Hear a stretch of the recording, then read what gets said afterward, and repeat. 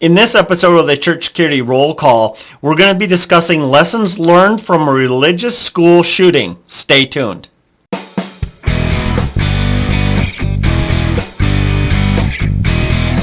Hi, this is Chris with Sheepdog Church Security, and this is your Church Security Roll Call. Today we're going to be discussing the article, The 2006 West Nickel Mines Amish School Shooting. If you'd like to read that article, go to our website, sheepdogchurchsecurity.net, and look over the news tab. All right, so let's start in the Bible as we always do. This one is Ecclesiastes 9, verse 3, and it reads like this. This is an evil. The heart of the sons of men is full of evil, and madness is in their heart while they live. And after that, they go to the dead. Good verse for us today, because in this situation, certainly it was a madman. And certainly his heart was filled with evil, and it resulted in some pretty extreme violence. People being killed, people being permanently injured and crippled for the rest of their lives. So before I do continue, I do want to remind you to share this program with people on your team, the staff, other volunteers, and keep this conversation going. That's one of the most important parts of our job as being sheepdogs, is really, especially here in America, to keep awareness. You know, keep people aware of what's going on. I think it's too easy for a lot of us to think that this would never happen to us, or it's something that happens over there, and or it just doesn't occur. But we have to fix that misconception. We have to go out there and let people know what these, the different crimes that are occurring to churches and at churches. And this one especially, violence is increasing. I've told many of you before, if you've listened to a lot of my programs, is basically from 1999 to 2008, the average number of deadly force incidents at churches was about 17, resulting in about 20 people being killed per year. But then from 2008 to modern time to today, what you see is that the number of incidents climbed 10 times. It's 170 incidents per year now, with an average of 70 people being killed at churches. So that's over triple. So we have something that's going on in the American church that I cannot fully explain, other than it's becoming more violent. And we need to be prepared, and we have to have these conversations with our fellow congregation, our fellow safety team members, staff, and other volunteers, so they're also aware, and then we can start taking real actions. And that's going to be the hope of today's show, is talk about some real things that we could do to safeguard our sanctuary. But let's get into the details of this. All right. The driver of a tank truck picking up cans of milk from farms, mostly Amish in Lancaster County, Pennsylvania, lived in the next village south of nickel mines. On Monday morning, October 2nd, 2006, he finished his route, went home, took his kids to the school bus stop. After his wife left for a Bible study, he loaded tools and materials into his pickup truck and headed north to nickel mines. Then he went to a one-room Amish school on White Oak Road. His gear included 3 firearms, ammunition, and zip ties. When he arrived at the nickel mine school at about 10:25 a.m., he pulled his truck up to the building. Everyone had just gone in from recess. Going in, he brandished a handgun and ordered the boys to help bring in wood, nails, and tools. Then he told the boys and several adults to leave, holding the female students and a teacher hostage. However, the teacher got out with her mother, ran toward a nearby farm. Also escaping was a young girl who left unnoticed with her brother. The man had 11 remaining girls lie down facing the wall, then zip-tied them by their legs to each other. He boarded the doors from inside using the wooden nails and barricaded them with desks and tables. The intruder called his wife by cell phone and told her he had been dreaming of molesting girls, claiming he had molested 2 relatives when he was 12 years old. Judging from the gel he brought, he had been planning to sexually assault the Amish girls, something he ended up not doing, thank God. The teacher and her mother reached a nearby farm. The intruder yelled at them to stop or else, but they kept running. At the farm, they asked the owner to call 911, which he did. This call was made at 9:36 a.m., so just a minute or two later. The dispatcher notified the Pennsylvania State Police. Before the police arrived, the farmer and a dog went over to the school, approaching it from the blind side. The back of the building had no windows. As he was easing around to where he might get a peek through a window, the police arrived and he backed off. The arrival of the police was at 12:42. This is all happening very, very quickly.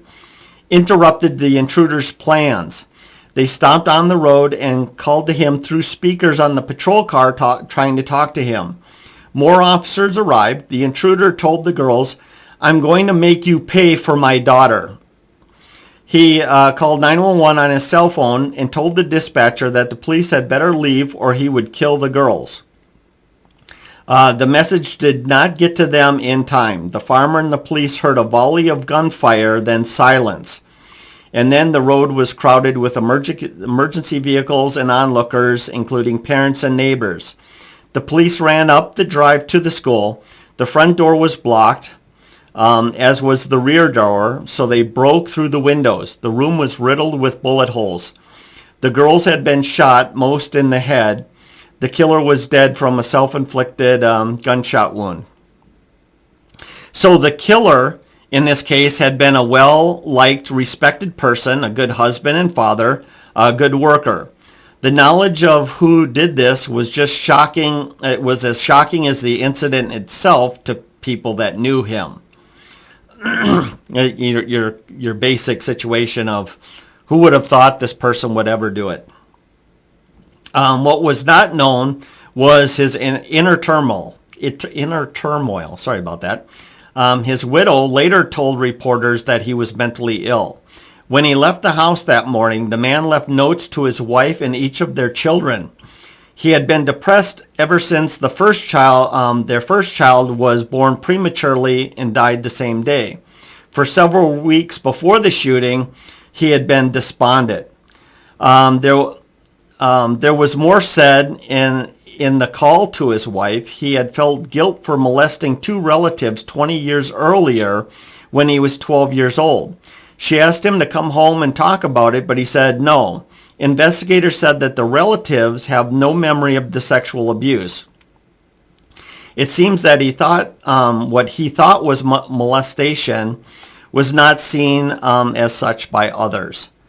It seems like that when he was beginning puberty then, and over-interpreted his feelings and his bodily reactions unnoticed by others.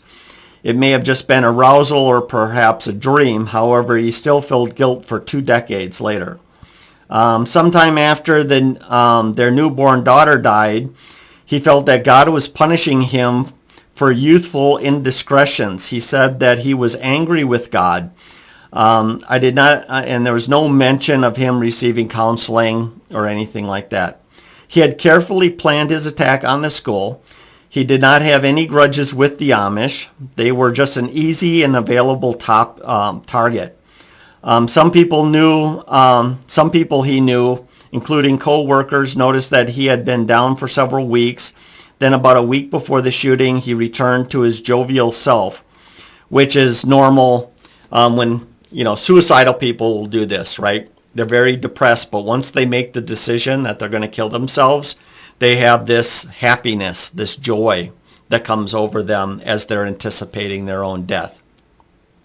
Okay, so what I want to focus on here, lessons learned, is obviously this school had little to no safety procedures at all for anything.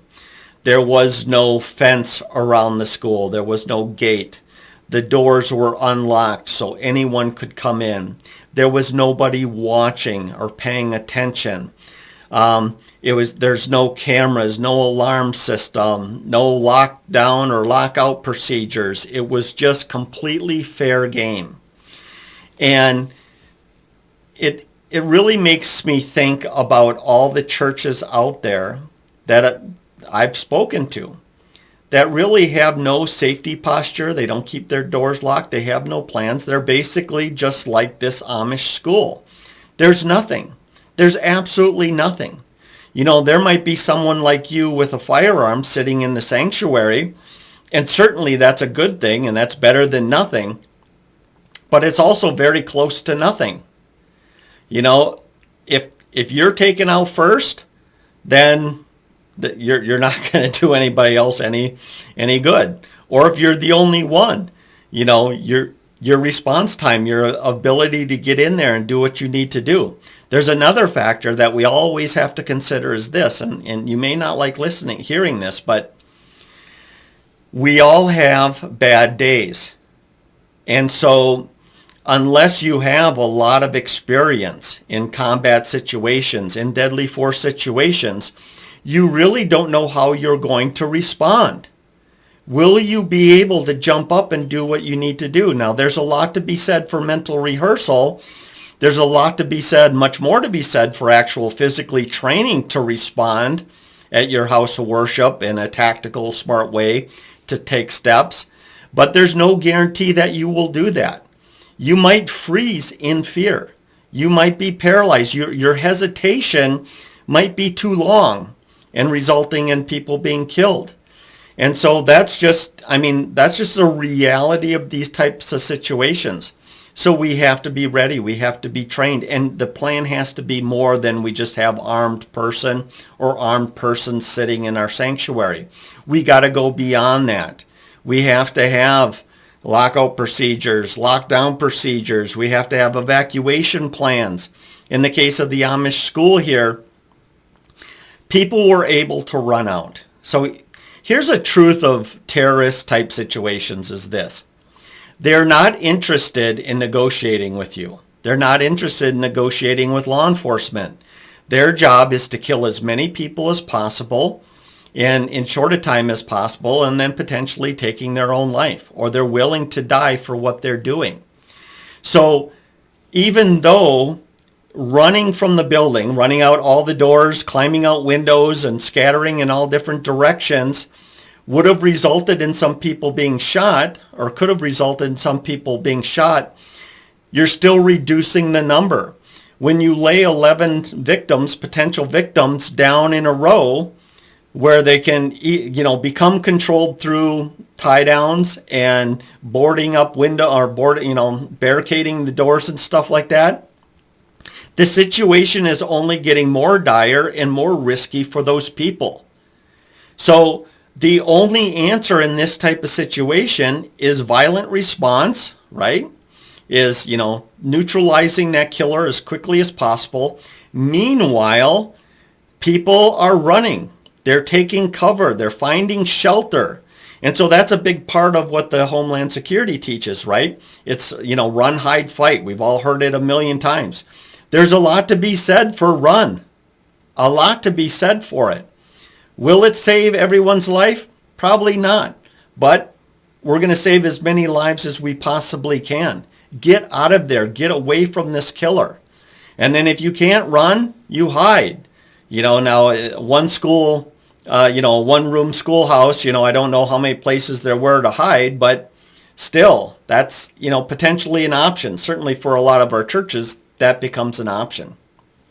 And then finally, as those people are there, we have to teach people to fight. You're programmed to fight. I get that. But do you realize that you're probably 1 out of 10? Most people aren't wired like you. Normal people don't think about fighting back. They have to be trained just like you need to be trained, just like you've gone through. The mental preparation to take action. People don't get that. And so we have to provide that. If you're at a school or you're part of a church and you have Sunday school and maybe you're the children's ministry and you have these different classrooms with with kids of different ages in different classrooms. You can't just expect that people are going to know to shut the door, lock it, turn off the lights, hide, all that kind of stuff. You can't expect them to know that. You have to actually train that. You have to practice that. And if that's all you do, I mean, be honest with you. If we can, as children's ministry, if we can at least train to go into lockdown, that can save a lot of lives. It really can. And so please, please, please practice that. So that's basically it. I know it's a short one, but really what it comes down to is this. If you're completely a soft target because people are not prepared, they're not trained, they're not, no security or safety protocols in place, all that kind of stuff, you're a sitting duck. Just like this Amish school was. It was a sitting duck, super easy, soft target. We have to tighten things up a little bit. We got to harden our target just a little bit. Before I let you go, I just wanted to let you know, Happy New Year. I mean, here we are. It's January 3rd. It's a new year, a time to get things done, really a time to refocus on our safety ministries. And so I really want to encourage you to do that. In a few weeks, we're going to be starting the next quarter. And so if you want to jump on board now with yourself and or with your team and your church and staff, this is the time to do it. You got a few weeks to talk to the bosses, the people that you need to talk to, and work through this plan and talk to your team members and all that good stuff. But yeah, our first class for the next quarter is January 29th. And so you'll want to be enrolled and ready to go before that date, hopefully a few days before that date, so we can talk and make sure that you're ready and your team's ready and all that good stuff. But by all means, this is a good time to enroll and get started with us for the new year. Other than that, thank you so much for joining me this week. And hey, let's be careful out there.